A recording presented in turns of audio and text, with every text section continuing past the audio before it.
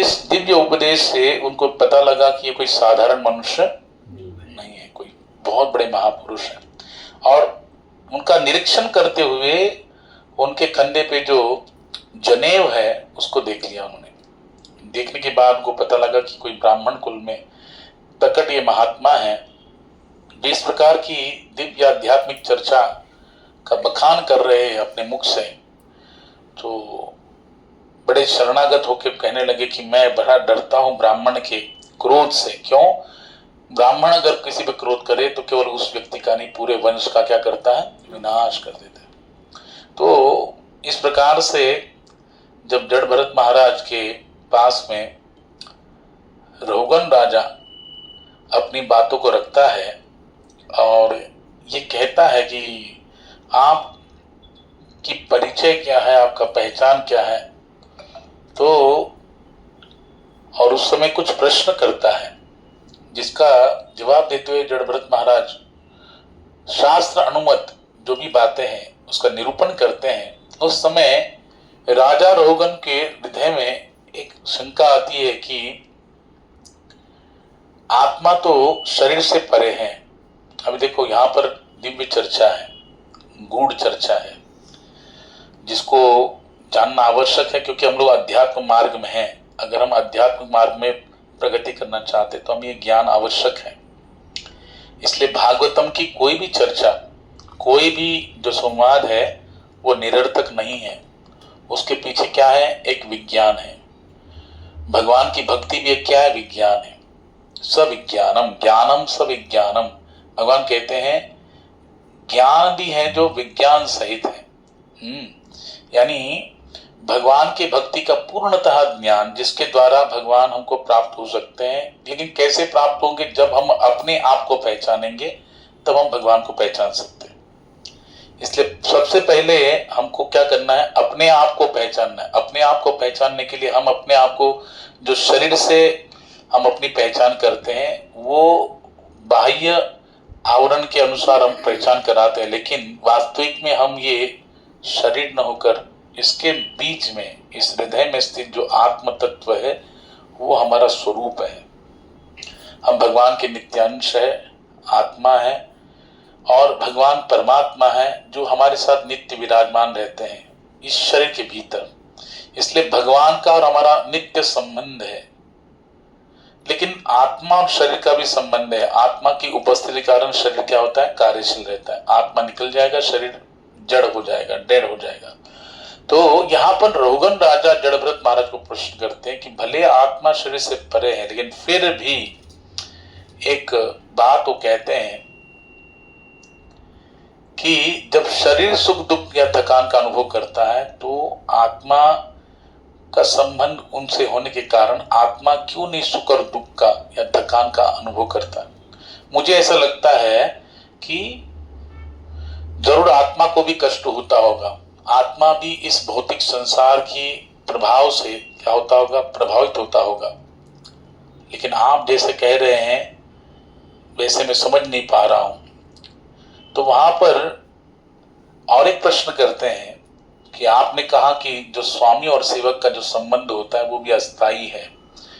जब व्यक्ति राजा का पद स्वीकार करता है तो उसका कर्तव्य है कि प्रजा पर क्या करे? शासन करे, है कि नहीं? और जो अगर उसकी आज्ञा का पालन नहीं करता है राजा की, तो उसे उचित दंड देना, ये भी क्या है बोलो?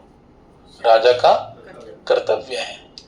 तो इस प्रकार से अगर राज्य के कानून या वैदिक शास्त्रों के नियमों को पालन करने में अगर राजा किसी को शिक्षा देता है, हाँ, तो मूर्ख हो या जड़ बुद्धि वाला हो, ये दंड देने से उसके पूर्व कर्म के जो पाप है उससे उसे क्या मिल रहा है बोलो? छुटकारा मिल रहा है कि नहीं?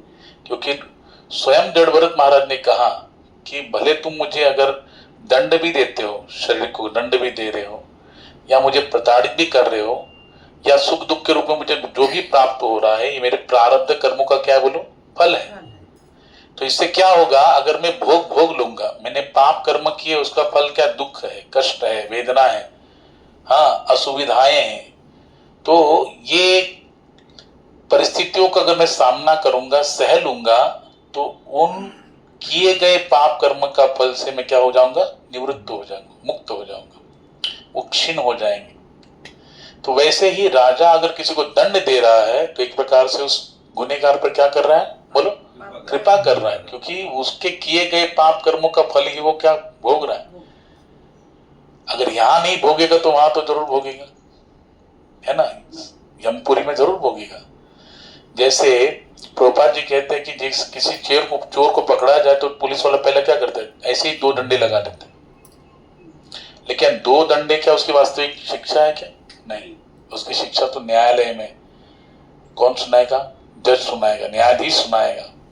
तो उसकी वो वास्तविक क्या है, दंड है, शिक्षा है। वैसे ही यहां जो प्राप्त हो रहा है ये सुख दुख केवल वो 2 डंडे जैसा है। लेकिन मुख्य जो कष्ट है हमको, अगर यहाँ पे प्रायचित्त नहीं किया, कोई भी प्रायचित्त नहीं किया, हमने किए गए पाप कर्मों का कोई प्रायचित्त किया तो हो सकता है उससे मुक्ति मिल जाए। लेकिन अगर प्रायचित्त नहीं किया तो उसका दंड हमें क्या करना पड़ेगा, भोगना ही पड़ेगा। समझे कि नहीं? तो ये प्रायचित्त किस रूप में होता है? प्रायचित्त तीर्थाटन से भी, अगर तीर्थ यात्रा करते हैं, पवित्र नदियों में स्नान करते हैं तो पाप से मुक्ति मिलती है। वेदों का अध्ययन करेंगे, शास्त्र का अध्ययन करेंगे तो पापों से मुक्ति मिलती है। तपस्या करेंगे, दान करेंगे, यज्ञ करेंगे, हाँ, ये साधन अगर करते हैं तो क्या होगा, पाप से मुक्ति होगी। लेकिन सबसे प्रभावशील साधन क्या है? केचित केवलया भक्त्या वासुदेव परायण अगम दुन्वंती कास्ने निहार भास्कर। सुखदेव जी आगे कहेंगे 6ठे स्कंद में कि सबसे प्रभावी साधन क्या है? भगवान का नाम। जो भगवान का नाम लेता है वो इन सभी पाप कर्मों से क्या हो जाता है, बोलो, मुक्त हो जाता है।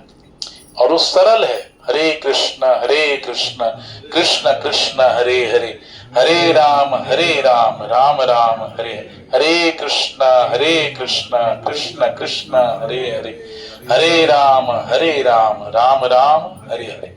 तो सबसे सरलतम और प्रभावी जो साधन है वो भगवान का नाम है, वो हरिनाम है।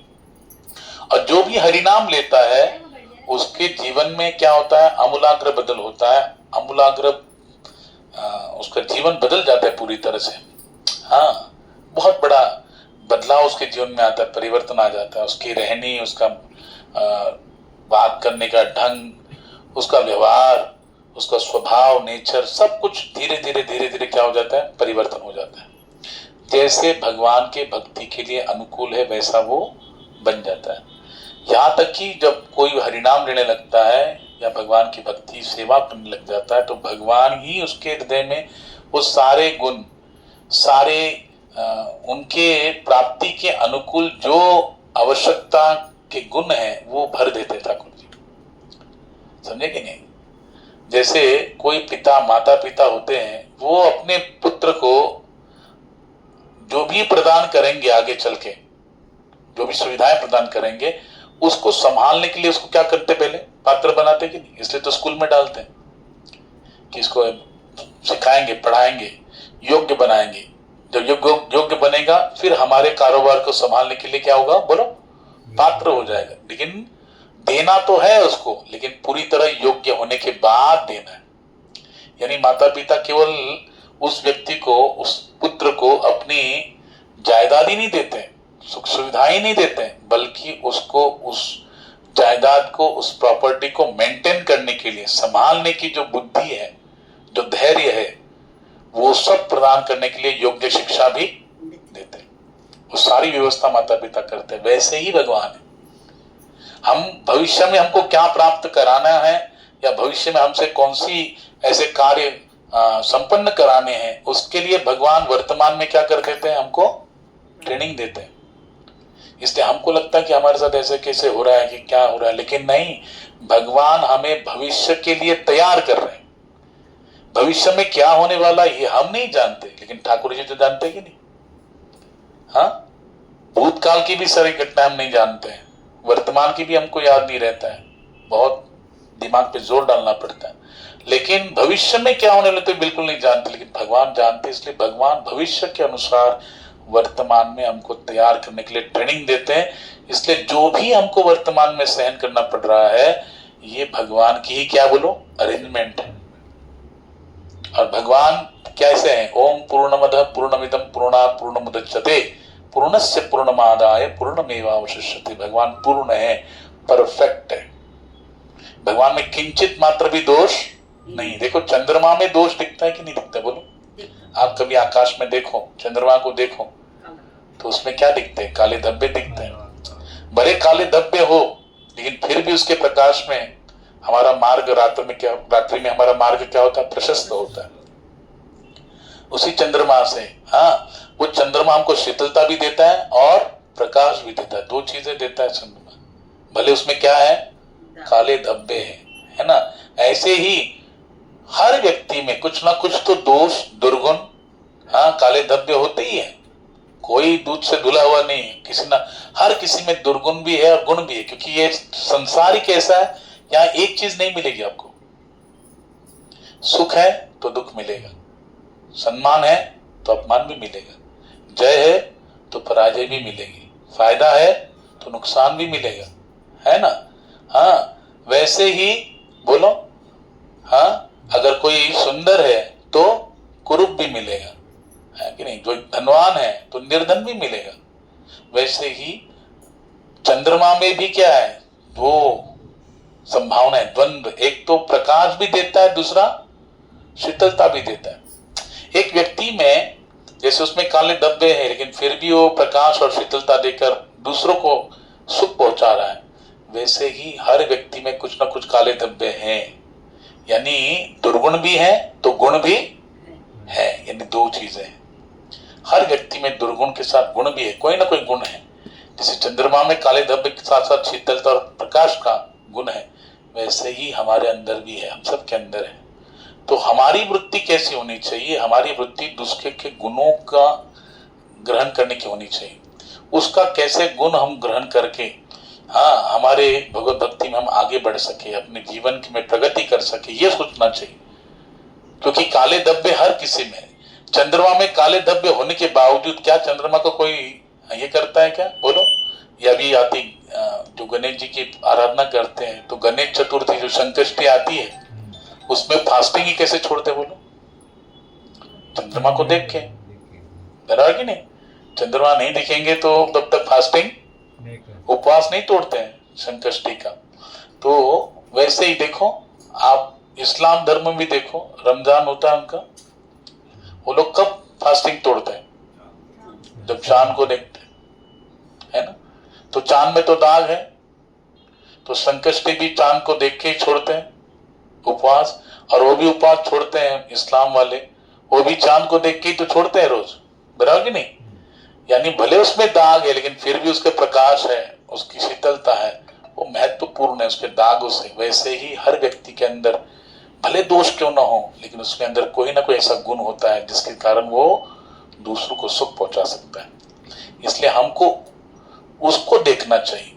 और ऐसी वृत्ति जब हमारी बनेगी तो निश्चित रूप से हम किसी की भी संगति में रहे, हम गुणग्राही अगर स्वभाव होगा तो हम उसके गुणों को ही क्या करेंगे? ग्रहण करेंगे, उसके गलत आदतों को ग्रहण नहीं करेंगे, सतर्क रहेंगे।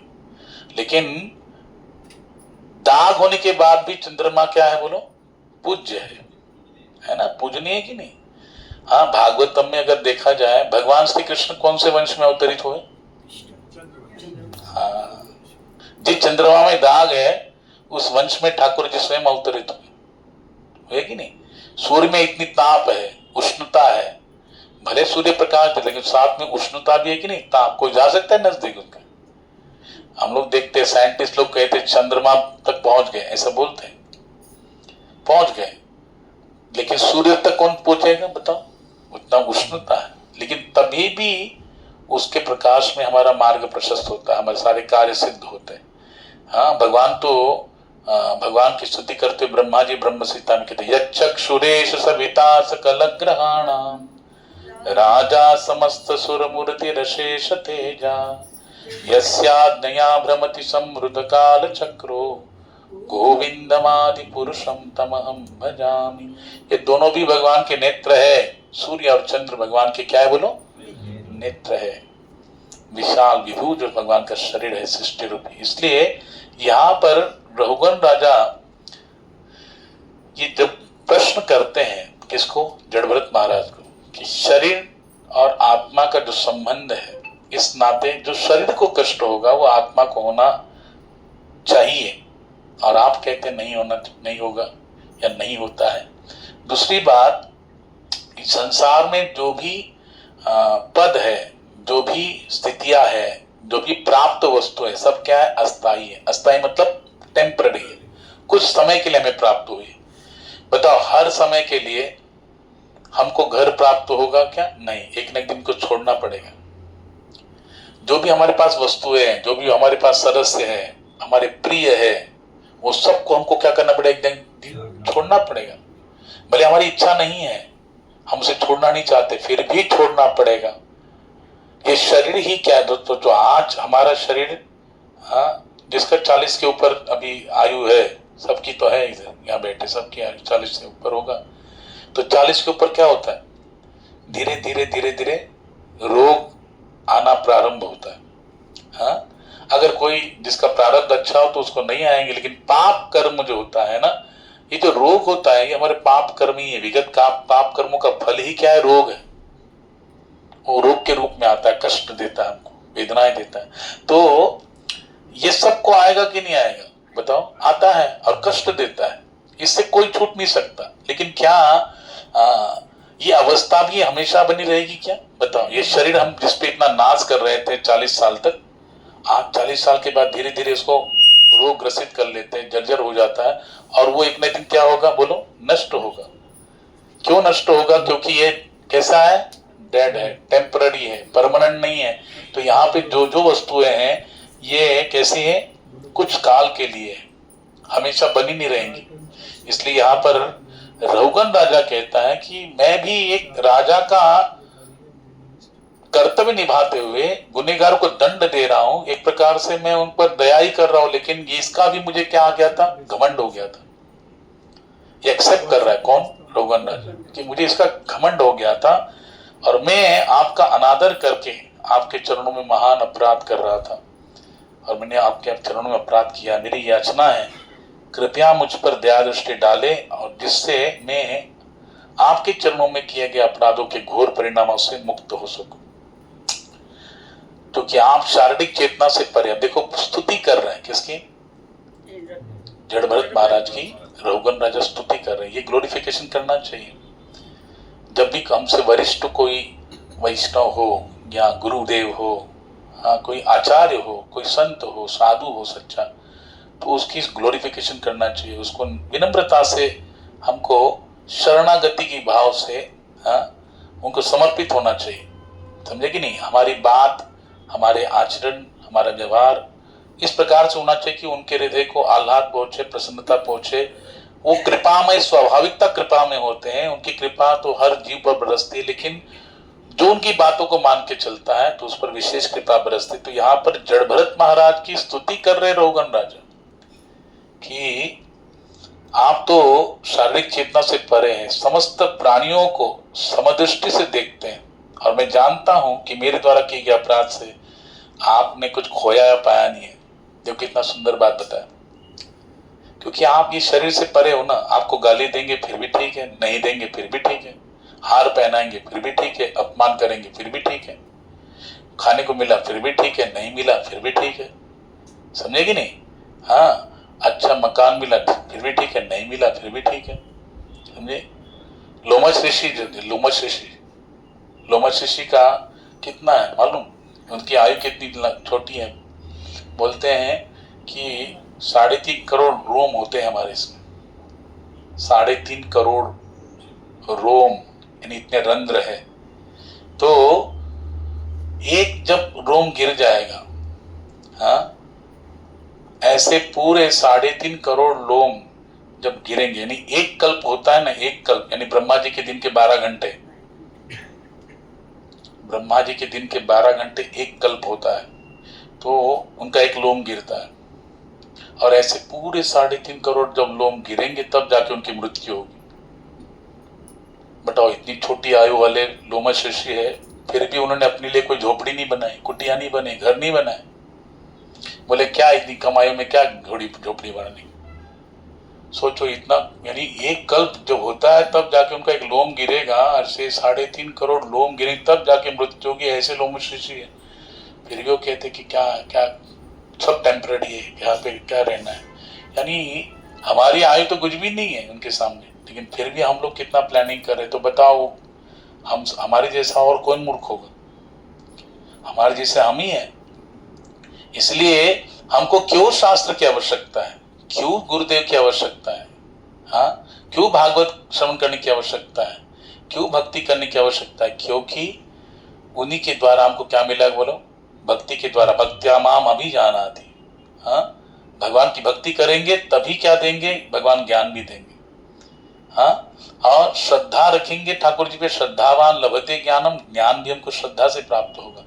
इसलिए अधिकार संपन्न होना आवश्यक है। ध्यान से सुनिए अभी आप, अधिकार संपन्न अगर नहीं होंगे तो कोई भी मार्ग से हम लोग साधना करेंगे या साधन करेंगे, वो कभी भी कंप्लीट नहीं माना जाएगा। जैसे कोई ज्ञान मार्ग से भगवान की प्राप्ति करना चाहता है तो उसको अधिकार संपन्न होना पड़ेगा, उसके लायक होना पड़ेगा, योग्य होना पड़ेगा, तभी जाके उसका ज्ञान मार्ग का जो क्षेत्र है वो संपन्न होगा, पूर्ण होगा। कैसे? बोले उसमें भी ज्ञान मार्ग में अगर कोई संपन्न होना चाहता है, अधिकार संपन्न, तो उसमें पहला क्वालिटी क्या होना चाहिए? विवेक होना चाहिए। क्या होना चाहिए?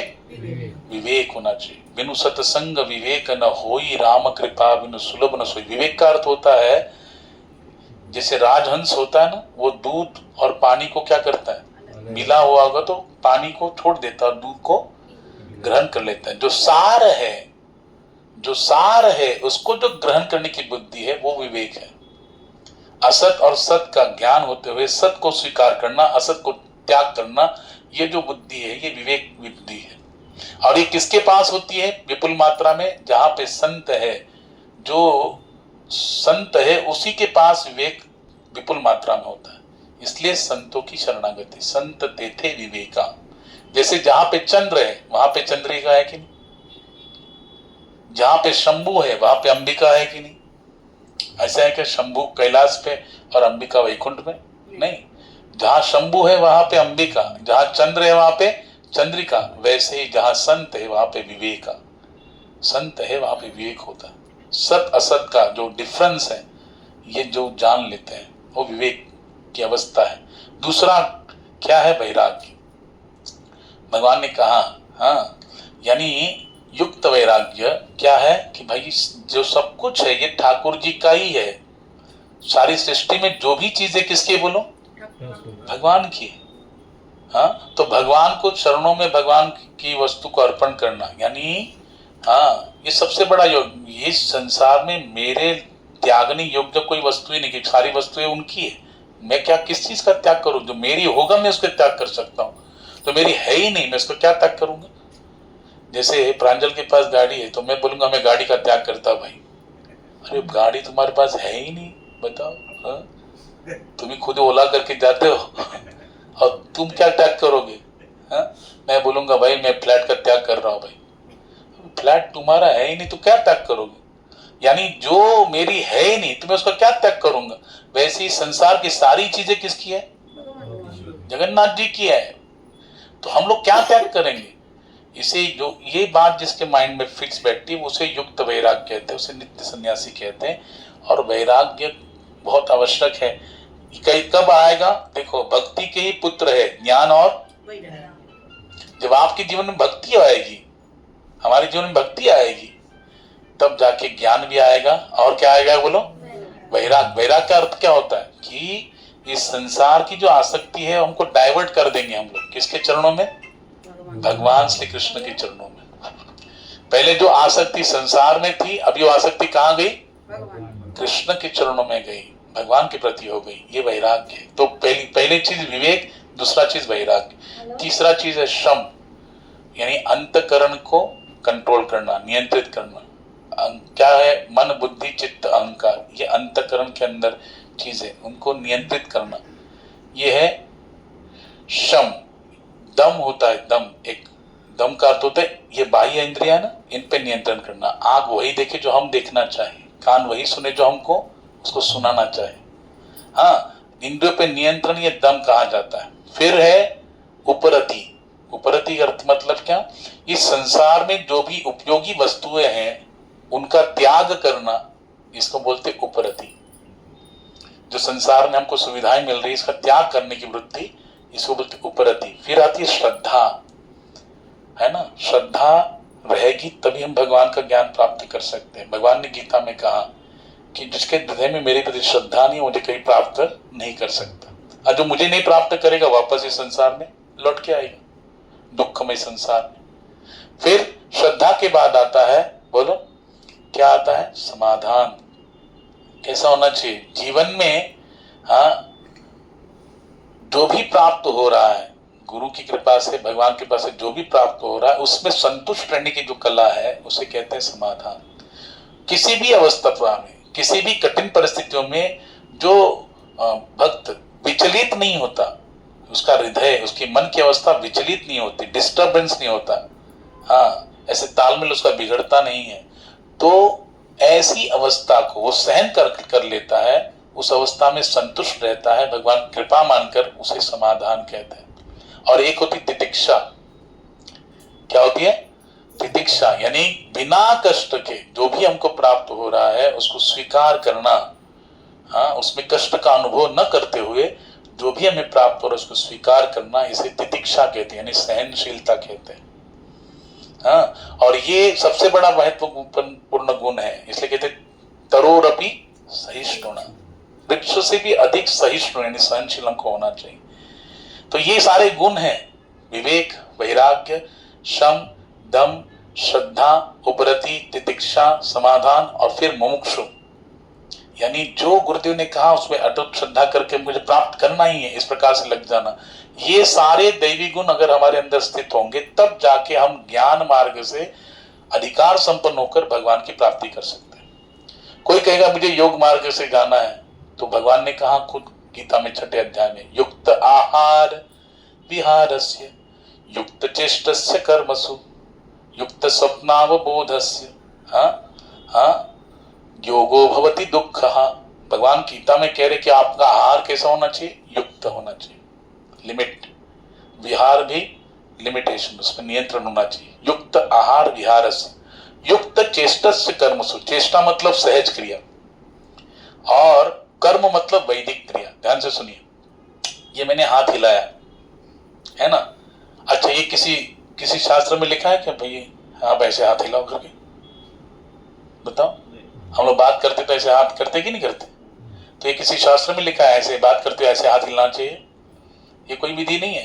तो ये क्या? सहज क्रिया, इसको बोलते हैं चेष्टा। क्या बोलते हैं? सहज क्रिया जो होती है उसको चेष्टा बोलते हैं।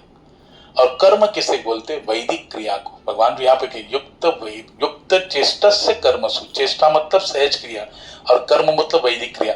कोई त्रिकाल संध्या कर रहा है, सुबह 6 बजे, दोपहर 3 बजे, 12 बजे, शाम को 6 बजे, ये क्या है बोलो? विधि है। ये वैदिक विधि है कि नहीं?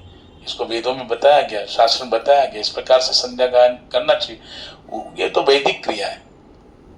युक्त स्वप्नावबोधस्य, स्वप्न कैसे सोना चाहिए, कैसे जगना चाहिए, ये भी कितना सोना चाहिए, कितना जगना चाहिए, ये सब विधि पूर्वक इसे कहते हैं। अगर ये इस प्रकार से सारे चीजों पे नियंत्रण स्थापित करता है तो वो योगी योग मार्ग से सारे दुखों को नाश कर सकता है। योगो भवति दुःखः। तो योग मार्ग से कर, कोई कर्म मार्ग से जाएगा तो पहला होता है कर्म मार्ग से अगर अधिकार संपन्न होकर भगवान को प्रसन्न करना है तो पहला क्या होना चाहिए? कर्म करने की इच्छा होनी चाहिए। आपकी इच्छा थी तभी तो आप आए कि नहीं? बोलो। हाँ, आपको बुलाया गया जरूर, लेकिन हाँ या ना बोलना किसके ऊपर है? आपके ऊपर है भाई। आप आइए, आप आए खुद की इच्छा से, कोई जबरदस्ती बांध के लोग ही नहीं आया। यानी ये भी कर्म है, वैदिक कर्म है, आध्यात्मिक कर्म है। ये किया अपनी इच्छा से नहीं। अपनी कर्म करने के पीछे पहले क्या होना चाहिए बोलो? स्वयं की इच्छा होनी चाहिए। दूसरा, स्वयं की इच्छा तो हो गई, फिर अभी कर्म करने के लिए आपको क्या करना चाहिए? ज्ञान भी होना चाहिए। ज्ञान यानी विद्वत्ता होनी चाहिए। तीसरा, कर्म करने के लिए हमारे पास शारीरिक, मानसिक, वाचिक सामर्थ्य भी होना चाहिए। चौथा, ये तीनों भी चीजें हैं, इच्छा भी है समझो, और विद्वत्ता भी है, सामर्थ्य भी है, लेकिन वो चीजें भगवान की उपदेश में, जो शास्त्र में निहित है, शास्त्र में जो निर्देश ठाकुर जी के हैं उसके अनुसार है या नहीं, शास्त्र सम्मत आपका कर्म होना चाहिए। जैसे भगवान श्री राम जी ने अश्वमेध यज्ञ किया, लेकिन कोई ब्राह्मण व्यक्ति, ब्राह्मण कुल में पैदा हुए व्यक्ति सोचेगा जैसे भगवान ने किया तो मैं भी करूंगा, लेकिन वो जो अगर करना भी चाहे तो उसका जो क्रिया है अश्वमेध यज्ञ शास्त्र सम्मत नहीं माना जाएगा, उसको कोई फल नहीं मिलेगा। क्यों? क्योंकि अश्वमेध यज्ञ का एक रूल है, अश्वमेध यज्ञ वही कर सकता है जो क्षत्रिय हो, जो क्षत्रिय कुल में पैदा होगा वही अश्वमेध यज्ञ करने का योग्यता है, योग्य पुरुष है। लेकिन ब्राह्मण कुल में पैदा व्यक्ति वो कभी भी अश्वमेध यज्ञ बोलो नहीं कर सकता। इसलिए ब्राह्मण व्यक्ति अगर करता है तो ये शास्त्र सम्मत है क्या? उसकी इच्छा है करने की, विद्वत्ता भी है उसके पास, सामर्थ्य भी है उसके पास, लेकिन वो शास्त्र सम्मत नहीं है, तो कर्म पूरा माना जाएगा नहीं। समझे कि नहीं? यानी कोई भी मार्ग, योग मार्ग हो, कर्म मार्ग हो, ज्ञान मार्ग हो, मोक्ष मार्ग हो, वो तभी संपन्न माना जाएगा जब आप जो उसमें बताए गए लक्षणों को धारण करेंगे, गुणों को धारण करेंगे। उसके लिए तप चाहिए, हाँ, और क्या चाहिए? शास्त्र के ज्ञान चाहिए, कृपा चाहिए, स्वयं की इच्छा चाहिए, सामर्थ्य चाहिए, विद्वत्ता चाहिए, बहुत सारे गुण चाहिए, तब जाके वो अधिकार संपन्न होता है। जब अधिकार संपन्न होगा तब वो मोक्ष का अधिकारी होता है, समझे? और सबसे बड़ा गुण होता है तितिक्षा। जैसे एक व्यक्ति था, किसान था, उसके पास छोटी सी खेती थी, और उस खेती में उसने क्या किया, फुलवारी होती ना, फूलों का बगीचा बनाया, अनेक प्रकार के फूलों का बगीचा उसने तैयार कर दिया। लेकिन एक जो क्या बोल खरगोश वो आता था और उस पूरे फुलवारी को नष्ट कर देता था। तो उसने बहुत उसको भगाने की कोशिश की, बहुत यत्न किए मार कर भगाने की, लेकिन वो बार बार आकर उस फुलवारी को क्या करता था, तहस नहस करता था। तो उसने आखिर में क्या किया, एक उसके गांव में वरिष्ठ कोई बलवान व्यक्ति था, सरदार व्यक्ति था, उसको बोला भाई ऐसे ऐसे मेरी परेशानी आप दूर करो। पंचायत में उसने जाके बता दिया। तो उस पंचायत वाले ने क्या किया, तो कुत्ते भेजे, 10-12 कुत्ते भेजे, किसको भगाने के लिए? अब ध्यान से सुन रहे ना आप लोग। उस किसान ने क्या सजाई थी? फुलवारी सजाई थी, है कि नहीं? बहुत बहुत उत्तम उत्तम अलग प्रकार के फूलों की। और उसको नहस कौन कर रहा था? खरगोश कर रहा था। लेकिन उसको खुद नहीं भगा पा रहा था तो किसी की सहायता ली, और जो शिष्य सहायता मांगी उसने क्या पहले भेजे बोलो? कुत्ते भेजे। वो कुत्ते दौड़े कहाँ पे? खेत में। किसके पीछे? खरगोश के पीछे। हाँ, अच्छा, उससे भी नहीं हुआ, कुत्तों से कुछ नहीं पकड़ा गया, तो उसने कहा कोई बात नहीं, 10-12 घुड़सवार भेज दिए, सैनिक भेज दिए घोड़े पे सवार, वो भी चले, हाँ, उनसे भी नहीं हुआ, तो आखिर में ये खुद आया रथ पे सवार होकर, किसको भगाने के लिए? अभी आप सोचो, जिस खेत में फुलवारी सजी हो, फूल पूरे लदे हो पौधों में सुंदरता से, उसमें अगर कुत्ते भागेंगे? अच्छा, कुत्ते जाने दो, घुड़सवार भागेंगे? अच्छा, वो जाने दो, उनसे नहीं हुआ तो रथ पे सवार होकर खुद ही भागा। तो बताओ, वो खरगोश जितना तहस नहस कर रहा था वो सही अच्छा था, या ये घुड़सवार कुत्ते और खुद रथ पे रहा गया वो अच्छा था? यानी हम लोग कष्ट को जो प्राप्त है उसको भी अगर हम लोग बोलेंगे नहीं ये बहुत कष्ट, हम उसको ये करना चाहिए, तो उससे भी कई गुना ज्यादा क्या होगा बोलो? कष्ट होगा, असुविधा होगी। हाँ, तो जो बिना कष्ट का अनुभव किए जो हमें प्राप्त हो रहा है उसको हम चुपचाप सहन करेंगे, इसको बोलते हैं तितिक्षा। क्या बोलते हैं इसको? तितिक्षा, सहनशीलता। और वो भगवान को अत्यंत प्रिय है, बहुत प्रिय है। पांडवों ने अपने जीवन में सहन किया, इसलिए भगवान उनके साथ हमेशा रहे। कुंती महारानी ने अपने जीवन में बहुत सहन किया, बचपन से लेकर बुढ़ापे तक सब सहन किया, इसलिए कुंती महारानी के साथ में ठाकुर जी रहे, हमेशा उनके संग में रहे। इतना कुंती महारानी का भाव था, भागवत में वर्णन है कि जैसे प्रभु राम जब चले गए वनवास में, कितना सुमंत जाके समझा रहे, नहीं समझ रहे हैं, जाएंगे पक्का हो गया। वो आके जब बता दिया तो राम राम कही राम राम, राम राम कही राम, तनु परिहरि रघुवर विरहम, राउ गयऊ सुरधाम। भगवान श्री राम के विरह में दशरथ जी महाराज क्या हो गए, विरह कातर होकर मर गए, तुरंत प्राण छोड़ दिया।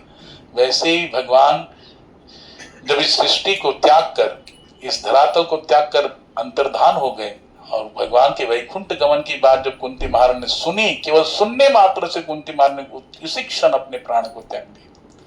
तो सोचो क्या क्या भाव होगा, क्या स्टेज होगी उनकी। लेकिन इतना सहन किया, और बाद में कहती क्या, विपदा संतु न शश्वत तत्र तत्र जगत गुरु भवतो दर्शनम यस्यात् अपुनर्भव दर्शनम। इतना दुख सहन करने के बाद जब भगवान कहते माता कि तुम इतनी स्तुति करे, मैं बहुत प्रसन्न हूं, वरदान मांगो, तो कहती है विपदा संतु न शश्वत, और विपत्ति दो, और दुख दो, और कष्ट। ये कौन मांगता है? हाँ, अगर किसी को मलेरिया हो जाए, जैसे तैसे बच जाए, बोले ऑल मलेरिया दो, और टाइफाइड दो, और कैंसर दो, और कोरोना दो, ऐसे कोई भगवान से मांगता है? बोलते कभी ना आए, शत्रु को भी नहीं आए, मेरे को मुझे तो आए नहीं, लेकिन शत्रु को भी नहीं आए। यानी हम नहीं मांगेंगे, लेकिन कुंती महारानी मांग रही है। तो सोचो क्या कैसी अवस्था। वो हम लोग शारीरिक स्तर पर है, हम लोग केवल ये सोचते रहते हैं कि दुख कष्ट वेदना कहाँ सहन कर पाएंगे, लेकिन कुंती महारानी मांग रही, क्योंकि दुख में सिमरन सब करें। वो जानती जब जब दुख आया तब आपका सानिध्य मिला, आपका दर्शन मिला, और आपके दर्शन का लाभ क्या, अपुनर्भव दर्शनम, फिर से इस संसार का दर्शन नहीं होगा। इसलिए कहते हैं कि भगवान से क्या प्रार्थना करते हैं। हाँ, हमारे महाराष्ट्र के संत तुकाराम जी कहते हैं, समचरण दृष्टि विटेवरी साजरी तेथे माजे हरि वृत्ति राह। वो कहते हैं भगवान आपके चरण जो है ना, समचरण है ना। भगवान श्री कृष्ण कैसे हैं? त्रिभंग है, त्रिभंग ललित है, लेकिन विठलनाथ कैसे है? समचरण है ना। ठाकुर जी के चरण ऐसे हैं कृष्ण के, लेकिन ठाकुर विठलनाथ के ऐसे है, समचरण दृष्टि। तो तुकाराम महाराज कहते समचरण दृष्टि विटेवरी साजरी। उस ईंट पर खड़े हैं आप सन चरण धारण करके, बस भगवान आपके चरणों में मेरी वृत्ति रहने दो, अब मेरा मन वहीं पे लगा रहे, और आनिक न लगे माइक पदार्थ, हाँ तेथे माजे आर्त नको देवा। वो कहते कि और इस आपके चरणों का आश्रय छोड़कर मेरा और कहीं पे भी आसक्ति न हो। संसार के जितने भी माइक पदार्थ है उसमें मेरा अटैचमेंट नहीं होना चाहिए, घर परिवार जो संपत्ति इसमें मेरा अटैचमेंट नहीं होना चाहिए, उससे मुझे बचाइए। तो भगवान कहते कोई बात नहीं है, संसार के विषय वस्तु ये सब पदार्थ आपको अटैचमेंट नहीं, तो आपको ब्रह्मादि का पद दे देंगे। हाँ, ये ब्रह्मादि पद आपको प्राप्त करा देंगे। लेकिन तुकाराम महाराज कहते नहीं, वहां तक भी नहीं चाहिए, वो भी मुझे कष्ट प्रदान करने वाले कि क्योंकि आ ब्रह्म भुवनानु का पुनरावर्तन अर्जुन। ये ब्रह्मांड के भीतर जितने भी लोग हैं सब में क्या है बोलो, जन्म मृत्यु जरा व्याधि दुख दोषाणु दर्शन, सारे दुख है, वो भी नहीं चाहिए।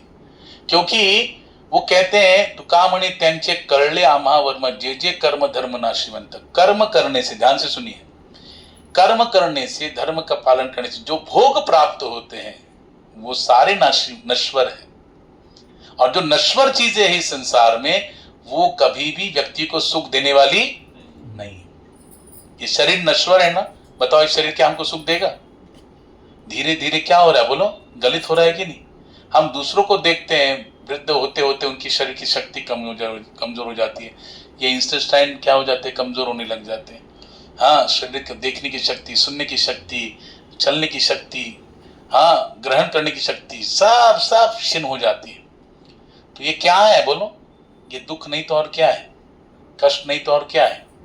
इसलिए इस संसार में कहते हैं ब्रह्मलोक से लेकर पूरे पाताल लोक तक किसी को सुख नहीं है, सब दुखी है। हाँ, दुखिया सब संसार, सुखिया कोई नहीं, कबीरदास जी कहते हैं। जहां देखो सब संसार दुखिया बाबा, सुखिया कोई नहीं। तो भगवान खुद इस संसार को दुखालय कह रहे। लेकिन अगर हम कोई सोचेगा कोई ये सोचेगा कि नहीं भाई कोई बात नहीं, ये कर्म धर्म से जो प्राप्त भोग है भले नश्वर हो, उससे मुझे दुख प्राप्त हो, लेकिन मुझे अच्छे लग रहे हैं, वो ठीक है, उसमें मुझे आनंद आ जाएगा। तो देखा जाता है तो इस संसार में क्या है, सबसे बड़ा सुख क्या है? स्त्री प्राप्ति का है, स्त्री को पुरुष प्राप्ति का है, फिर पुत्र प्राप्ति का है, धन प्राप्ति का, बराबर कि नहीं? हाँ, फिर वहां पर अगर देखा जाए तो बहुत सुंदर बात बताते हैं कि स्त्री अगर अच्छी हो, कोई किसी व्यक्ति की भार्या अगर अच्छी हो, सुशील हो, शास्त्र अनुसार कार्य करने वाली हो, तो बहुत अच्छी बात है। लेकिन अगर कर्कशा हो, तो झगड़ालू हो, तो क्या होता है? कर्कशी संगति दुख उदंड फजीती, उसका क्या होता है? फजीती हो जाती है, और ये हमेशा के लिए इतना दुख उदंड, जितना भी आयुष्य बचा हुआ है सब में दुख ही दुख, कष्ट और कष्ट। कर्कशी संगति, जैसे एक व्यक्ति का विवाह हुआ, विवाह होने के बाद उसकी जो भार्या थी कर्कशा थी, झगड़ालू थी, मानती नहीं थी, सुनती नहीं थी, और धीरे धीरे उसका क्या हो गया, वो तो बढ़ती जा रही थी और ये धीरे धीरे कमजोर होती जा रहा था। तो उसका दोस्त मिला शादी के कुछ दिन बाद, बोला अरे क्या भैया कैसा दिखता था, कैसे हो गया, क्या कोई रोग भी हो गया, कोई डिजीज है, क्या हुआ, तकलीफ? बोले नहीं नहीं कुछ नहीं तकलीफ, शारीरिक कोई रोग नहीं, कुछ नहीं। फिर क्या? बोले टेंशन। क्या हुआ? क्या टेंशन? बोले मेरी पत्नी, उसका जो स्वभाव है बड़ा कर्कशा, उसकी संगति में रह के बड़ा ये हो गया, बहुत डिस्टर्ब हो गया हूँ, ऐसा लगता है अच्छा होगा अगर दूर चली जाए, यहाँ तक के तब मर जाए तो अच्छी होगी, बहुत झगड़ा करती है। तो बोला देखो अगर उससे निभाना है तो क्या करो, वो जो कहती है उसका उल्टा बोलो, उसका उल्टा बोलने के लिए, करने के लिए बोलो, तो उल्टा कर, जैसे तुम चाहते हो वैसे करने लग जाएगी, समझेगी नहीं? तो वैसे उसने किया, जो चाहता था उसके उलट बोलता था, ये मत करो, जो चाहता था करो, लेकिन बोलता ये मत करना चाहिए, लेकिन वो करती थी, मैं करूंगी। तो बोलता अच्छा है कि नहीं कर, मैं चाहता हूं करे, लेकिन वो बोलता था मत करो, मत करना, बिल्कुल नहीं करना, तो बोलती मैं करूंगी। हाँ, तो करती, तो उसका काम बने हुए, उसको इतना डिस्टर्ब हो गया था, उसकी संगति अच्छी नहीं लग रही थी। उसने क्या किया, एक दिन उसका पिताजी का श्राद्ध आया, तो बोला देखो कल पिताजी का श्राद्ध है, तुम ये चीजें मत बनाना, ये मीठी चीजें मत बनाना, मैं बनाऊंगी। तो उसने क्या किया, पति को चाहते था पूरन पोली बनाए, लेकिन बोला मत बनाना, कब, खबरदार, नहीं मैं बनाऊंगी। उसने बनाया, उत्तम पैसा, बोला स्वयंपाक तैयार किया, बहुत अच्छा व्यंजन बना दिया, मीठा व्यंजन बनाया। फिर बोला देखो बना तो दिया, ये ब्राह्मण को मत बुलाना भोजन के लिए, नहीं मैं बुलाऊंगी। तो 10-6 ब्राह्मण आ गए, 10-12 ब्राह्मणों को बुलाया उसने, ब्राह्मण भी खा के गए और अच्छा इस प्रकार श्राद्ध भी संपन्न हुआ। बोला अभी ये पिंड जो होता है ना, पिंड बनाते ना वहां पर, बोला अभी मैं ये जाके कचरे के डिब्बे में डाल के आऊं क्या? तो बोलती क्यों वहां जाएंगे, नदी नहीं है क्या? तो बोले ठीक है, लेकिन मैं तो चलो जाता हूँ, मैं ही जाता हूँ, तुम मत जाना। तो बोले नहीं मैं जाऊंगी। तो वो पिंड लेके वो जाने लगी, अब वो पीछे से जा रहा है, अरे मत जाओ मत जाओ, आगे मत जाओ, नदी पात्र में थोड़ा पानी का बहाव बढ़ गया है। हम पंढरपुर में गए थे, एकादशी में पानी नॉर्मल था, लेकिन एकादशी की रात्रि को वहां पे अनाउंसमेंट होने लग गया कि भैया पानी छोड़ा जा रहा है, जो डैम है ना वहां पे ऊपर, डैम से पानी एक्स्ट्रा छोड़ा जा रहा है। तो पानी का बहाव बढ़ गया, दूसरे दिन इतना, यानी घुटने तक जो पानी था एकादशी में, यहाँ तक हो गया, यहाँ तक हो गया, सोचो इतना पानी छोड़ दिया। तो कहने लगा अरे वहां पानी छोड़ा गया, आगे मत जाओ, हाँ रुको रुको रुको। बोले नहीं मैं जाऊंगी। अरे वहां पे मैं जाता हूँ, मैं नदी में उतरता हूँ, तुम मत उतरो, नहीं मैं उतरूंगी। अब वो आगे गई तो बोले भाव ज्यादा है, तुम डूब जाओगी, नहीं मैं डूबूंगी। अरे तुम मर जाओगी, नहीं मैं मरूंगी, है कि नहीं? और फिर वो क्या हो गया, पानी का बहाव में चली गई, डूब गई, मर गई, कटकट चली गई। कटकट चली गई।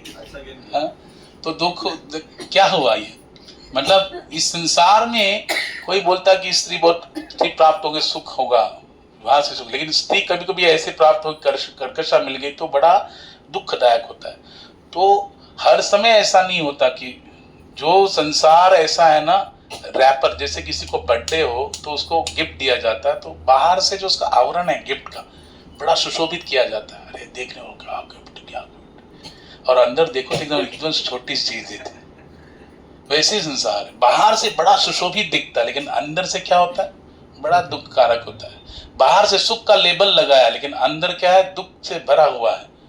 तो लेकिन हम लोग बाहरी शो को देखते हैं ना, उसी में फंस जाते हैं हम लोग। और ये माया जानती है, भगवान जानते हैं भाई इसी में फंसेगा तो फंसने वाला है, तो दिखाओ इसको। जो देखता है उसी में फंस जाता है। तो स्त्री का भी जो सानिध्य है बड़ा दुख का कारक होता है। पुत्र प्राप्ति के लिए अगर कोई प्रयत्न करता है तो देखो भागवत के महात्म्य ही बताया गया, आत्मदेव ब्राह्मण का पुत्र नहीं था, मरने चला गया, संत मिल गए, फल दे दिया, पत्नी बोली मैं नहीं खाऊंगी, गाय को खिला दिया, गाय को पुत्र हो गया। और बहन का पुत्र लेके अपना पुत्र घोषित करके धुंधुकारी बना दिया, धुंधुकारी महाकल गोकर्ण पंडितो ज्ञानी। गाय से जो प्रकट हुआ बड़ा ज्ञानी पुरुष हो गया और ये महाखल हुआ और कष्ट देने लगा। सारा कुछ जा था वो सब जुए में हार गया, कुछ नहीं रखा, सब तहस नहस कर दिया घर को। तो आत्मनिर्भर फिर डिस्टर्ब हो गए और अभी फिर मरने चले। पहले पुत्र नहीं था इसलिए मरने गए थे, अभी पुत्र है लेकिन कुपुत्र है इसलिए मरने जा रहे है ना। भागवत में तो चौथे स्कंद में प्रहलाद ध्रुव महाराज के वंश में एक राजा है अंग के पुत्र वेन, बड़ा दुष्ट। हाँ, उसके कारण अंग राजा सब कुछ राजबाट छोड़ के वन में चले गए। और वो कहते हैं कि देखो सुपुत्र किसी का होता है तो उसके लिए हानिकारक है, कुपुत्र होगा तो उसके लिए बहुत फायदेकारक। बोले क्यों? बोले सुपुत्र होगा तो क्या होगा, अटैचमेंट ज्यादा बढ़ेगी, ये मेरी आज्ञा का पालन करता है, मेरी बात मानता है, ऐसा करता है वैसे करता है। लेकिन कुपुत्र होगा तो क्या होगा, वो कष्ट देगा माता पिता को, फिर अटैचमेंट रहेगा क्या? अटैचमेंट नहीं रहेगा, अनासक्ति हो जाएगी। और ये अनासक्ति यहाँ पे हो गई तो भगवान में आसक्ति हो जाएगी। इसलिए अंग महाराज वहां पे कह रहे भागवत में कि अगर किसी को पुत्र नहीं हो रहा है तो अच्छी बात, लेकिन अगर हो रहा है, अगर वो कुपुत्र निकले तो और भी अच्छी बात है, क्योंकि उसकी अटैचमेंट नहीं रहेगी। समझे कि नहीं? यानी पुत्र होगा उससे सुख मिलेगा ही, ये कोई गारंटी है क्या? विवाह होगा उस पत्नी के आगे पति आएगा उससे सुख मिलेगा, कोई गारंटी है क्या? नहीं। अच्छा, धन कोई प्राप्त करना चाहता है, धन सबसे बड़ा सुख सुविधा क्या है? धन। लेकिन धन में भी 15 प्रकार के दोष है। धन भी अनिष्ट कारक है, वो भी अनिष्ट करता है।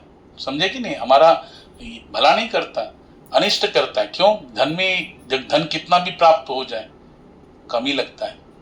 लालसा एक दोष है, जितना प्राप्त हो जाए उनको लगता है अरे और थोड़ा होना चाहिए, और थोड़ा होना चाहिए, और थोड़ा होना चाहिए, है कि नहीं? वो कमी लगता है, उसकी लालच बढ़ते जाती है। और ये अस्थाई है, अगर प्राप्त हुआ कष्ट से फिर सोचते कि अगर ये कहीं खो न जाए, अगर खो गया तो उसका टेंशन, संभालने का टेंशन, अगर खो गया तो उसका दुख अलग। तो धन कैसा है, अगर भगवान की सेवा में लग रहा है तो क्या है, वो भला करेगा।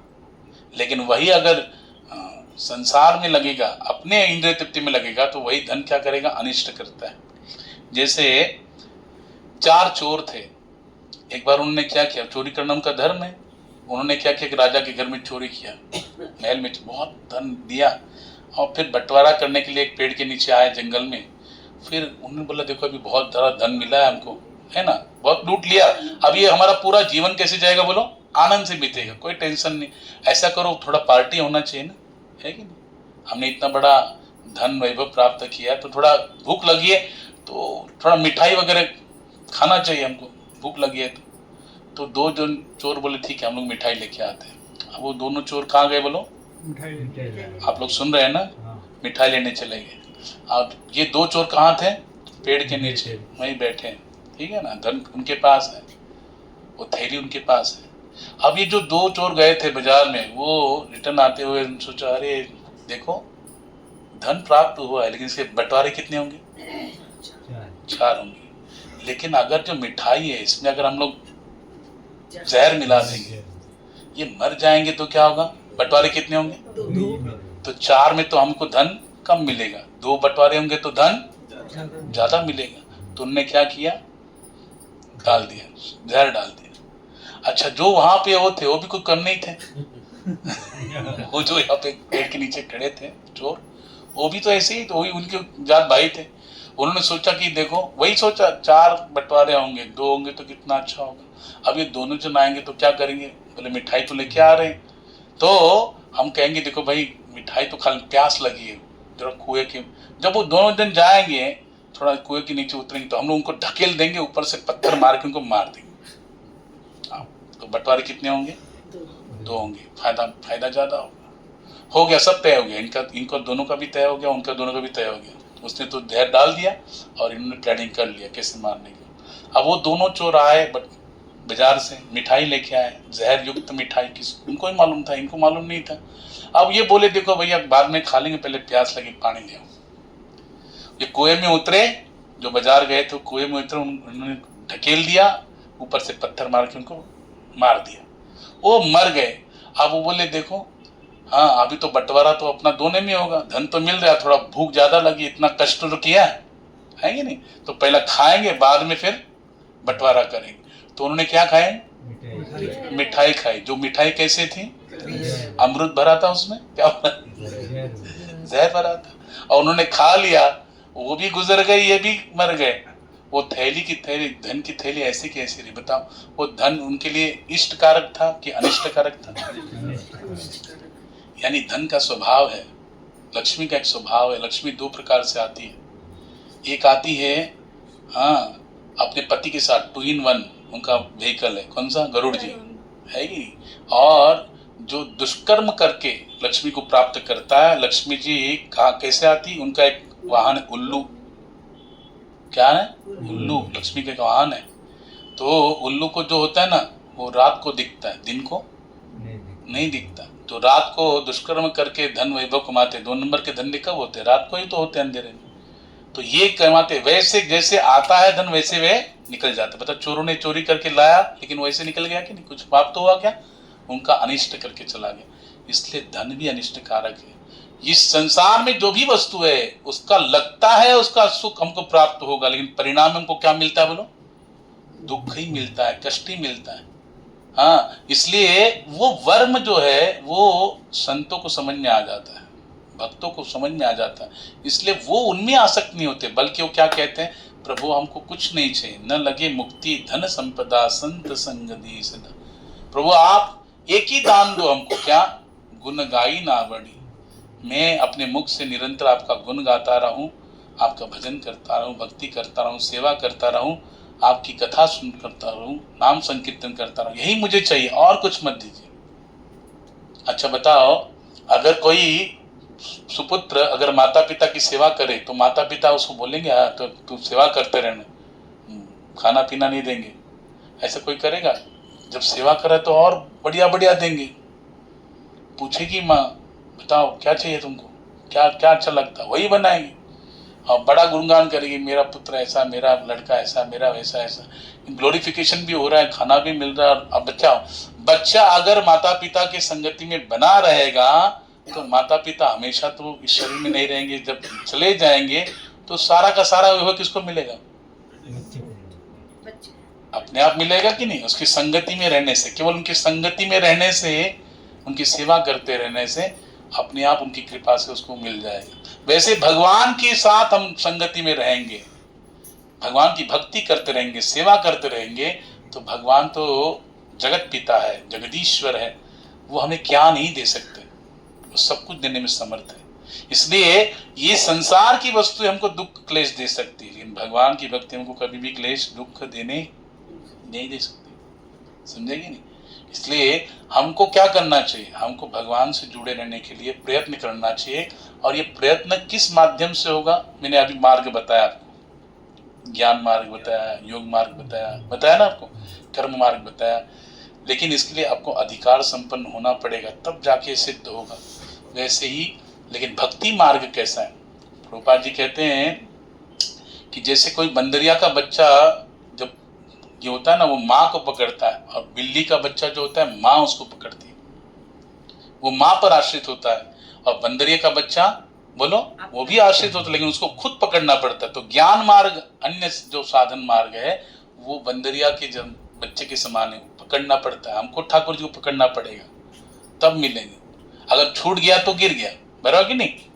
लेकिन बिल्ली का बच्चा वो पूरी तरह शरणागत होता है, तो माँ खुद ही उसका केयर करती है, उठाती है अपने मुंह में, उसको लेके जाती है, केयर करती है, कोई तो पास नहीं भटकने देती। बताओ, अगर कोई आएगा तुरंत घुर्राती कि नहीं?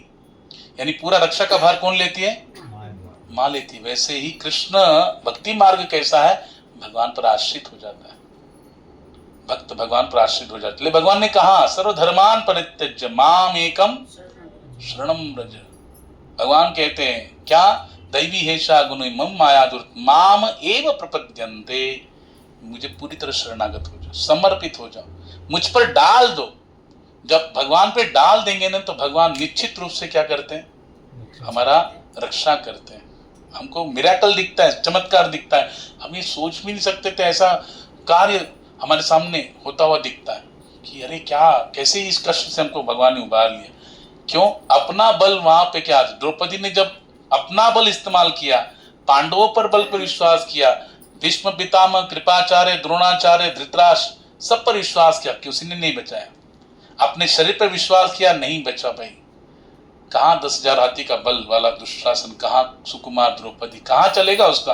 लेकिन दोनों हाथ ऊपर करके पूरी शरणागति भाव से भगवान को पुकारा, तो बताओ तुरंत आए कि नहीं ठाकुर जी? तुरंत तुरंत। भगवान यानी रेडी है। देखो जगन्नाथ जी यहाँ पे ऐसे ही है, ऐसे नहीं करते हमारे जैसे, है कि नहीं? ऐसे ही रेडी, हमेशा सतर्क, हमेशा तत्पर, बस तू आ जा। हाँ, हम लोग ही क्या करते हैं ऐसे हम लोग ऐसे रहते हैं। हाँ, लेकिन भगवान हमेशा सतर्क, हमेशा रेडी है, क्योंकि जानते हैं कि मैं अगर थोड़ा सा देखो, इसलिए आप देखो पंढरपुर में देखा भगवान कितने दयालु है, कितने दयालु। जगन्नाथ जी को भी देखा कितने दयालु है। जगन्नाथपुरी में जगन्नाथ जी के रथ यात्रा में जब होता है, रथ पे भगवान होते हैं, वो अन्न प्रसाद ग्रहण ही नहीं करते, फल फ्रूट ग्रहण करते। हम एकादशी में खाते, वो भगवान खाते हैं। सोचो, अपने भक्तों के लिए 2 दिन ठाकुर जी रथ पे ही विराजमान है, तब तक वो ऐसे ही खाते हैं। जो ठाकुर जी जगन्नाथ का भात जग पसारे हाथ, जिनको रोज खाने की आदत, 8 बार खाते हैं, वो व्यक्ति अगर 3 दिन ऐसे ही रहे, कितनी बड़ी बात है। हाँ, और निरंतर रथ पे ऐसे ही खड़े हैं। अब ऐसे पंढरीनाथ भी निरंतर खड़े हैं, क्योंकि मेरे भक्त मेरे दर्शन के लिए आए, इतना दूर से पैदल चल के, 20 दिन पैदल चल के आए, और 2-2 दिन 3-3 दिन खड़े रहकर मेरे दर्शन की लालसा से आते।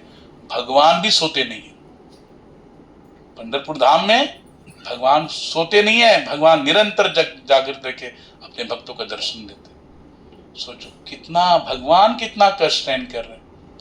यानी भगवान अगर लालायित नहीं होते, हाँ, अगर मिलने की इच्छा नहीं करते, तो क्या हम मिल पाते हैं? हाँ, इनके घर में हम आए, इनकी इजाजत से आए कि अपने दिल से आए?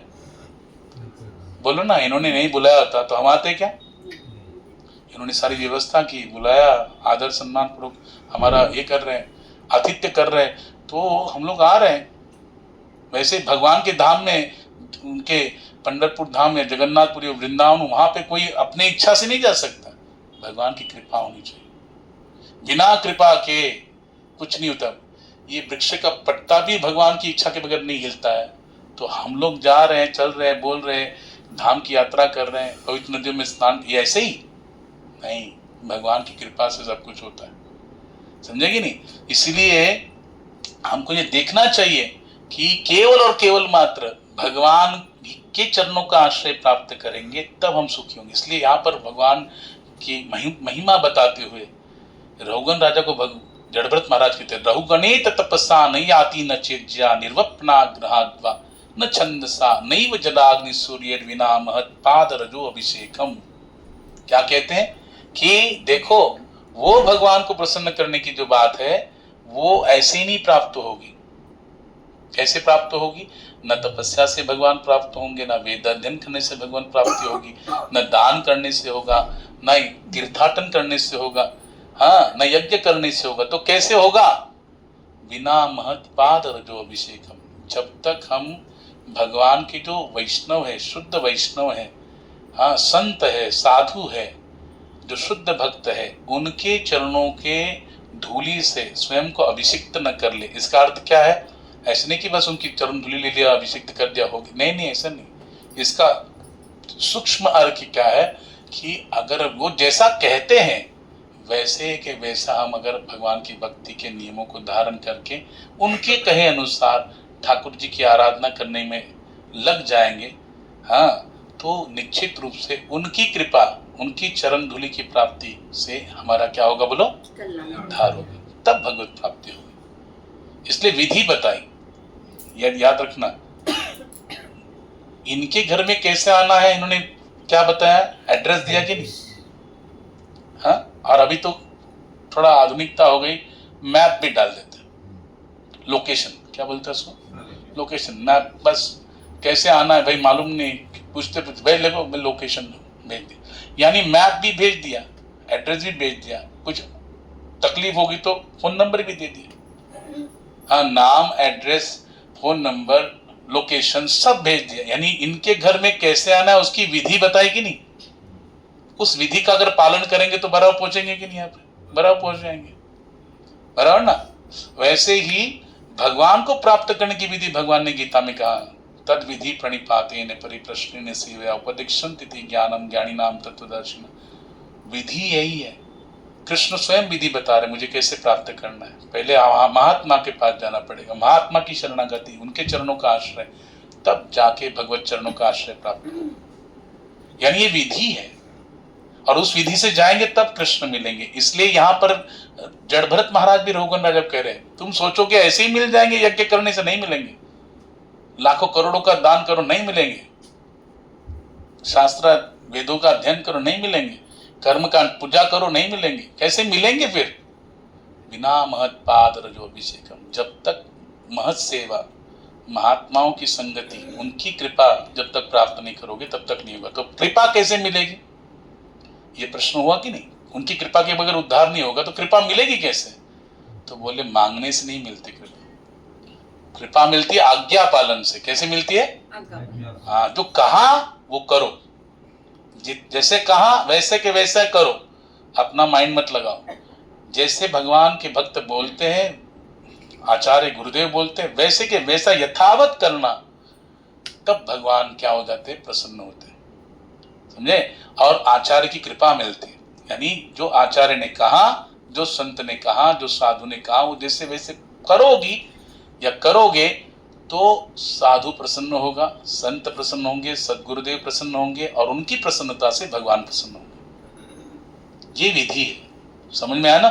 इसलिए हमको पहले उनको प्रसन्न करना है, और उनको प्रसन्न करने के लिए जो वो कहते हैं वही करना है। और वो जो कहते हैं वो कोई अलग नहीं कहते भगवान से, जो भगवान ने कहा है, एवं परंपरा प्राप्तम इमं राजस्य विदुः, जो परंपरा से आया है वही ज्ञान हमको दे रहे। ऐसा कोई अलग नियम बताया गया, बोलो, कोई अलग नियम नहीं बताया। वही जो 4 नियम जो धर्म के तत्व है, दया, तपस्या, सत्यता, पवित्रता और हरिनाम।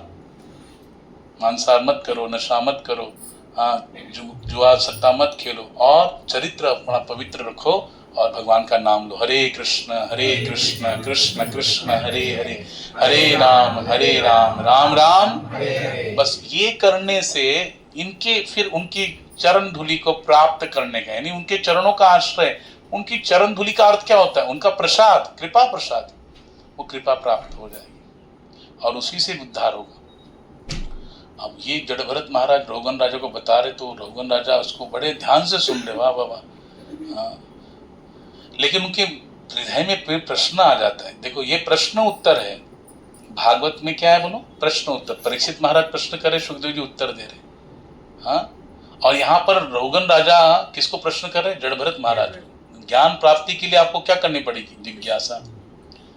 भगवान कहते हैं तद विधि प्रणिपातेन परिप्रश्नेन सेवया, परिप्रश्नेन, परिप्रश्न मतलब जो समझ नहीं आया उसको पूछो, जिज्ञासा। और जिज्ञासा करना ये क्या है, कोई पापी व्यक्ति जिज्ञासा नहीं कर सकता, जो पुण्यवान है। भगवान ने कहा चतुर्विधा भजन्ते माम ये जना सुकृतिनो अर्जुन आर्तो जिज्ञासु अर्थार्थी ज्ञानी च भरतर्षभ। जो जिज्ञासु है वो पुण्यात्मा है। यानी अगर हम जिज्ञासा करते हैं, कोई प्रश्न करते हैं आध्यात्मिक प्रगति करने में, तो ये क्या है बोलो, ये पुण्यात्मा के लक्षण है। और भगवान को ये अपेक्षित है, तब भगवान करेंगे ना कुछ हल निकालेंगे। इसलिए शरणागति में एक महात्मा बहुत सुंदर बताते थे कि बोलना आवश्यक होता है। जैसे पति पत्नी में बहुत प्यार है, उन्होंने एग्जाम्पल दिया लेकिन बोलना पड़ता है, बीच बीच में बोलना पड़ेगा, पति को पत्नी को बोलना पड़ेगा, अरे मैं तुमसे बहुत प्यार करता हूँ, और पत्नी को बोलना पड़ेगा मैं तुमसे बहुत प्यार करती हूँ।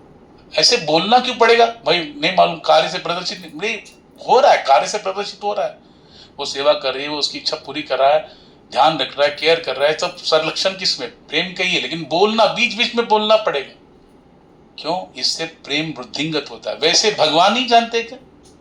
भगवान तो हमारे हृदय में बैठे, भगवान नहीं जानते हमारी क्या भावनाएं हैं? सब जानते हैं ठाकुर जी, लेकिन फिर भी भगवान बोलते बोलना पड़ेगा। हाँ, हमको बोलना पड़ेगा, ठाकुर जी आपका, आपके अलावा मेरा और कोई नहीं है, मैं बस आप ही मेरे हो, समझे कि नहीं? एक माई बरसाने में रहती थी और छोटे से गोपाल जी उसके पास थे और इतने समर्पित थी। हाँ, उसका घर बार छूट गया था, बच्चों ने यहाँ पे धाम में ला के रख दिया, और उसको भी थोड़ा वैराग्य हो गया, वो वहाँ पे नहीं जाती थी, वो लोग भी नहीं पूछते थे, ये भी याद नहीं करते थे। फिर किसको याद करेंगे, किसको अपने नाते, कोई ना चाहिए ना भाई। तो अपना निकटतम कौन है? ठाकुर जी, नित्य निरंतर है। तो ठाकुर जी का लड्डू गोपाल उनको रोज अपना भजन सुनाती थी, गोपी की सुनाती थी, हाँ, राधा कृपा कटाक्ष स्तोत्र सुनाते थे। फिर क्या होता है, कृष्ण का कटाक्ष स्तोत्र जो है वो फिर सुनाती थी। ऐसे करते करते फिर गोपाल जी को इतना रति हो गई, गोपाल जी निरंतर उनका ही चिंतन, बस यही बोलते, गोपाल तुम ही मेरे हो, मेरा और कोई नहीं, बस तुम ही मेरे हो और मेरा कोई सहारा नहीं। तो भगवान भी बड़े खुश होते थे, भगवान भी आते थे उसकी गोद में खेलते थे, वाह वाह वाह, इसको तो मेरे अलावा कोई नहीं, पूरा समर्पित जीव है? तो बोलता मैं तुम्हारा हूँ, टेंशन मतलब, मैं तुम्हारा हूँ। हाँ, लेकिन एक बार क्या हो गया, बहुत साल हो गए वहां रहते रहते, फिर एक बार 20 साल के बाद उसका जो पोता है उसको कहाँ से याद आई दादी की, वो आ गया, और जैसे पोता आया, 20 साल के बाद पोता आया, और वो आ रहने लगा, दादी दादी दादी दादी दादी दादी। हाँ, तो बस पोते को जब देखा, एकदम छोटा सा था तभी छोड़ के आई थी, अब 20 साल हो गए, इतना लंबा हो गया, प्रांजल जैसे है, तो दादी दादी दादी, तो इतना प्रेम उमड़ गया, इतना उड़ गया। और फिर वो रहा 10 दिन 15 दिन रहा, उसके बाद फिर तू क्यों जा रहा है, मेरे बस तेरे बगैर मेरा कोई नहीं, तू ही मेरा है, तू ही मेरा। अभी कौन सुन रहा है? गोपाल जी सुन रहे, वाह बेटी है। अभी ये नहीं रहा तब तक मेरे को बोली, तू बस तू ही मेरा, तू ही, तेरे बगैर मेरा कोई नहीं, तू भी छोड़ के मत जाना। और अभी ये मिल गया तो तुरंत चेंज हो गई। हाँ, तो भगवान ने क्या, भगवान उसकी गोद में खेलते थे, बातचीत करते थे, लीला करते थे। फिर ये चला गया, उसके बाद ठाकुर जी को कहने लगी, अभी ठाकुर चुप हो गए, बोले ही नहीं। अब देखो, किसी को ज्यादा अगर कोई गलती हो ना और आप उसको हैं करते रहोगे तो उसको कोई फर्क नहीं पड़ता है, वो तो जैसे बर्तन में बर्तन लगते हैं तो आवाज। लेकिन अगर सच्ची ये है ना, तो आप मौन हो जाओ, तो वो जो अस्त्र जब ज्यादा अटैक करता है, मौन हो जाओ, चुप रहो, बात ही मत करो। तो भगवान ने यही अस्त्र निभाया, बात ही करना बंद कर दे। अरे अभी वहां पहले बोलती मैं बस तू ही मेरा, अभी आया तो तुरंत बोलते प्रांजल मिला, ऐसा। तो भगवान ने बंद कर दिया। इतना रोई, बहुत बहुत प्रयास किया उन्होंने भगवान को बुलाने का। भगवान कोई लीला नहीं कर, न खेल रहे, न कुछ कर रहे, कुछ नहीं, ऐसे ही पड़े। तो एक संत के पास गई, उस संत ने कहा भैया क्या हो गया, पता नहीं, मेरे लाला तो रूठ गया मेरे से। बोले देखो क्या हुआ था, पूरा उसने घटना बताया। बोला तुमने, ये तुम्हारा गलती है। हाँ, पहले बोलती है ठाकुर जी तुम ही मेरे हो, तुम्हारे बगैर मेरा कोई नहीं। अभी उस पोता आ गया तो उस पर निहाल हो गई, उसी बात फिर भगवान रूठ गए। तो फिर कैसे मना, अभी रूठ गए तो तुमको ही मनाना पड़ेगा, मनाने से मान भी जाएंगे। तो फिर से शरणागति, पूरा बहुत रोई। तो भगवान अभी आगे से ऐसा कभी नहीं होगा, कभी। जब पूरी तरह निर्मलता से प्रार्थना, फिर ठाकुर जी बोले हाँ देगा। फिर आगे किया तो पूरा बंद हो जाऊंगा। हाँ, तो बोले नहीं, फिर वो शरणागत। तो तो कहने का भाव क्या है, भगवान कैसे हैं, भगवान के प्रति हमारा पूरा शरणागति भाव होना चाहिए। जैसा हमारा होगा वैसे उनका होगा, जितना प्रमाण में हमारा होगा उतना प्रमाण में उनका भी होगा।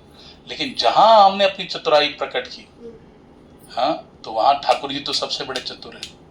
हाँ, वो कौन सा गाना है हमारे, ऋषि कृष्ण एक भक्त थे ना, एक भक्त था हमारा, कमांडर था, बड़ा ये था, थोड़ा दुष्ट प्रवृत्ति का था।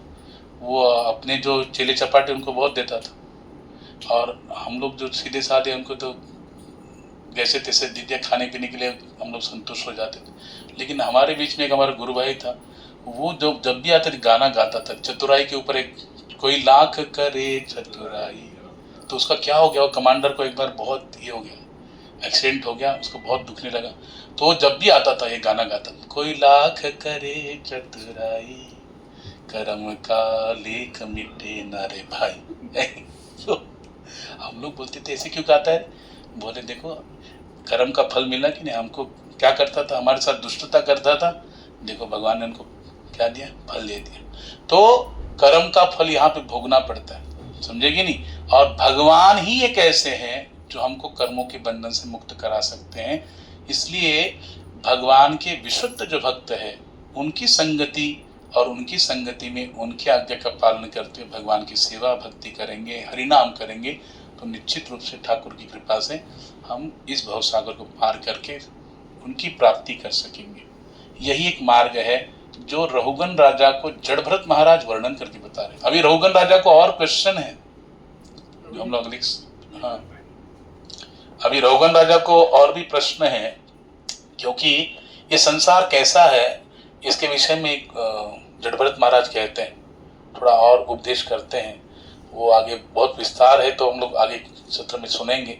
लेकिन सार सर्वस्व इतना है कि स्वयं अपना उदाहरण देके जड़भरत महाराज रहुगन राजा को समझाते हैं, समझे कि नहीं। और अपना उदाहरण देके हम जब समझाते, जैसे प्रथम स्कंद में अगर आपने सुना होगा, तो नारद जी जब वेदव्यास जी बहुत डिस्टर्ब रहते, 17 पुराण रचना किया, 4 वेदों की रचना की, 6 शास्त्र रचना किया, लेकिन उनका मन अशांत है। तब नारद जी आए, उनके गुरुदेव, उन्होंने आकर उनको उपदेश किया कि तुमने सब कुछ तो कर लिया, चरित्र वर्णन किया, लेकिन कृष्ण चरित्र का वर्णन नहीं किया, इसलिए तुम अशांत हो। और फिर अपना उन्होंने क्या किया, एग्जाम्पल दिया। देखो मैं एग्जाम्पल दिया, मैं पूर्व जन्म में दासी पुत्र था, लेकिन वैष्णव की संगति में भगवान का हरिनाम मिला, कथा मिली, और मेरा वैराग्य हुआ। तो हरिनाम भजन करके मैं आज इस अवस्था तक पहुंच गया, ब्रह्मा के पुत्र के रूप में प्रकट होकर। आज भगवान ने स्वयं मुझे देवदत्त वीणा देकर इसमें निरंतर मैं हरिनाम गाता हूँ। ये अवस्था प्राप्त हुई किससे?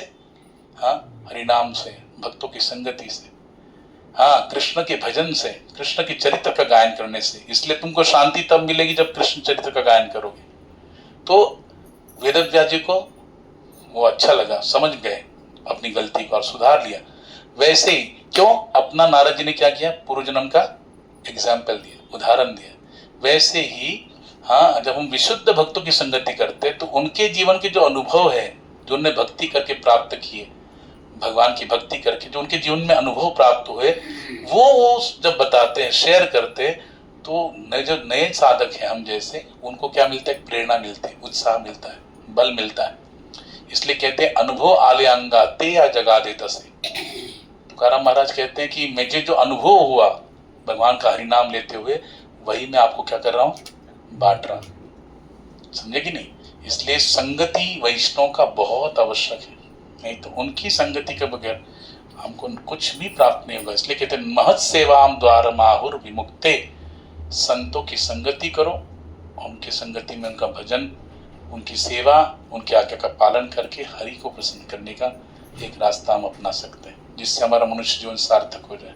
हरे कृष्ण कृष्ण कृष्ण हरे हरे, हरे राम राम राम श्री राधा माधव लाल की, ग्रंथराज श्रीमद् भागवत महापुराण की, निताई गौर प्रेमानंदे। हरि हरि बोल।